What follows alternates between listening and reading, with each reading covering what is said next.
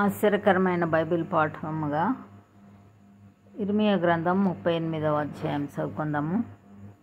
యెహోవా ఈలాగు సెలవిచ్చుచున్నాడు, ఈ పట్టణంలో నిలిచి ఉన్నవారు ఖడ్గం చేతనైనను క్షామం చేతనైనను తెగులు చేతనైనను చతురు గాని కల్దీయుల యుద్ధకు బయలువెళ్ళువారు బ్రతుకుదురు. దోపుడు సొమ్ము దక్కించుకొనున్నట్లు తమ ప్రాణము దక్కించుకొని వారు బ్రతుకుదురు.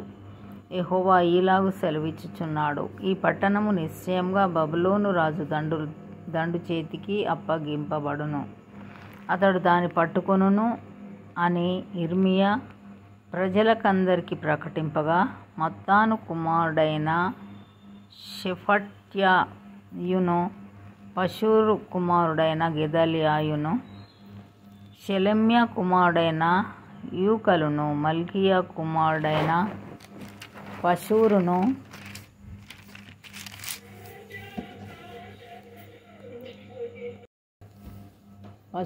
వినిరి గనుక ఆ ప్రధానులు రాజుతో మనవి చేసినదేమనగా, ఈ మనుష్యుడు ఈ ప్రజలకు నష్టము కోరువాడే గాని క్షేమం కోరువాడు కాడు. ఇతడు ఇట్టి సమాచారం వారికి ప్రకటన చేయుట వలన ఈ పట్టణంలో నిలిచి ఉన్న యోధుల చేతులను ప్రజలందరి చేతులను బలహీనం చేయుచున్నాడు. చిత్తగించి వానికి మరణశిక్ష విధింపుము.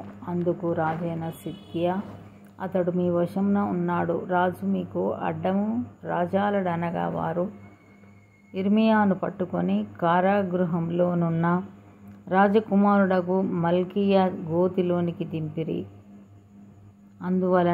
అందులోనికి ఇర్మియాను త్రాళ్లతో దింపినప్పుడు ఆ గోతిలో నీళ్లు లేవు, బురద మాత్రమే ఉండెను.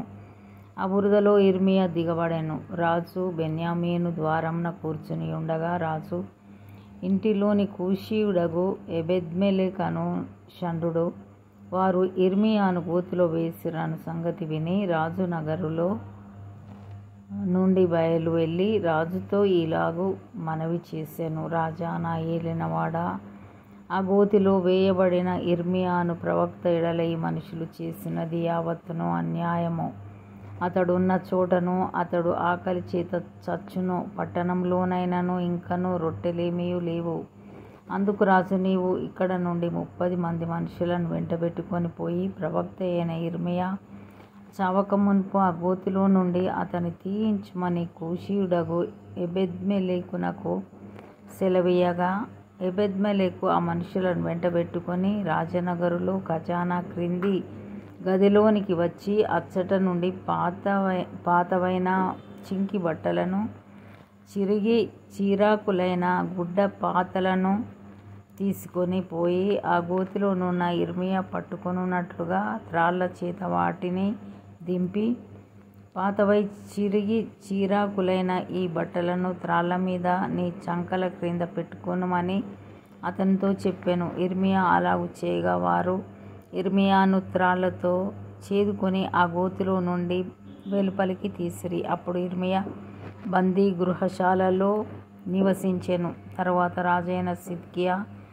యెహోవా మందిరంలోనున్న 3వ ద్వారంలోనికి ప్రవక్త అయిన ఇర్మియాను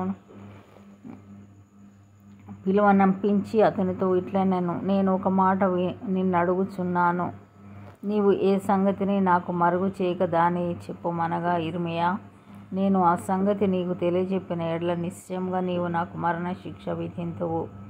నేను నీకు ఆలోచన చెప్పినను నీవు నా మాట వినవు. కావున రాజైన సిద్కియా, జీవాత్మను మనకు అనుగ్రహించు యెహోవా తోడు, నేను నీకు మరణము విధింపను.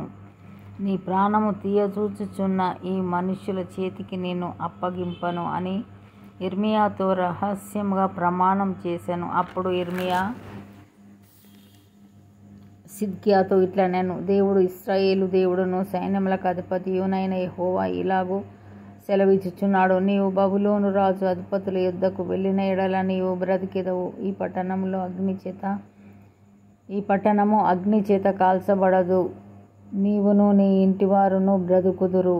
అయితే నీవు బబులోను అధిపతుల యుద్ధకు వెళ్ళని ఎడల ఈ పట్టణము కల్దీయుల చేతికి అప్పగింపబడును. వారు అగ్ని చేత దాన్ని కాల్చివేసెదరు, మరియు నీవు వారి చేతిలో నుండి తప్పించుకొనజాలవు. అందుకు రాజైన సిద్కియా ఇర్మియాతో ఇట్లా నేను కల్దీయుల పక్షముగా ఉండు యూదులకు భయపడుచున్నాను. ఒకవేళ కల్దీయులు నన్ను వారి చేతికి అప్పగించిన ఎడల వారు నన్ను అపహసించెదరు. అందుకు ఇర్మియా, వారు నిన్నప్పగింపరు. నీవు బ్రతికి బాగుగా నుండునట్లు నేను నీతో చెప్పుచున్న సంగతిని గూర్చి యెహోవా సెలవిచ్చు మాటను చిత్తగించి ఆలకించుము. నీవు ఒకవేళ బయలు వెళ్ళకపోయిన ఎడల యెహోవా ఈ మాట నాకు తెలియజేసెను. యూదారాజు నగరులో శేషించి ఉన్న స్త్రీలందరూ బబులోను అధిపతుల యొద్దకు కొనిపోబడెదరు. అలాగు జరగగా ఆ స్త్రీలు నిన్ను చూచి, నీ ప్రియ స్నేహితులు నిన్ను మోసపుచ్చి నీపైని విజయం పొంది ఉన్నారు. నీ పాదములు బురదలో దిగబడి ఉండగా వారు వెనుక తీసిరని అందురు. నీ భార్యలందరినూ నీ పిల్లలను కల్దీయుల యొద్దకు కొనిపోబడుదురు. నీవు వారి చేతిలో నుండి తప్పించుకున్న జాలక బబులోను రాజు చేత పట్టబడెదవు గనుక ఈ పట్టణమును అగ్ని చేత కాల్చుటకు నీవే కారణమవుదువు. అందుకు సిద్కియా ఇర్మియాతో ఇట్లా నేను, నీవు మరణశిక్ష నొందకుండునట్లు ఈ సంగతులను ఎవనికిని తెలియనీయకుము. నేను నీతో మాట్లాడిన సంగతి అధిపతులు వినిన ఎడల వారు నీ యొద్దకు వచ్చి, మేము నిన్ను చంపకుండునట్లు రాజుతో నీవు చేసిన సంగతిని, రాజు నీతో చెప్పిన సంగతిని మరుగు చేయక మాకిప్పుడే తెలియచెప్పుమనగా, నీవు యోనాతాను ఇంటిలో నేను చనిపోకుండా అక్కడికి నన్ను తిరిగి వెళ్ళనంపవద్దని రాజు ఎదుట నేను మనవి చేసుకొనబోతినని వారితో చెప్పుమని రాజు ఇర్మియాతో అనెను. అంతటా అధిపతులందరూ ఇర్మియా యొద్దకు వచ్చి అడగగా అతడు రాజు సెలవిచ్చిన మాటల ప్రకారముగా వారికి ఉత్తరమిచ్చి ఆ సంగతి వారికి తెలియజేయనందున వారు అతనితో మాట్లాడుట మానిరి. యెరూషలేము పట్టబడు వరకు ఇర్మియా బందీ గృహశాలలో ఉండెను. ఇంతటితో ఈ దినం కొరకైన బైబిల్ పాఠము సరి.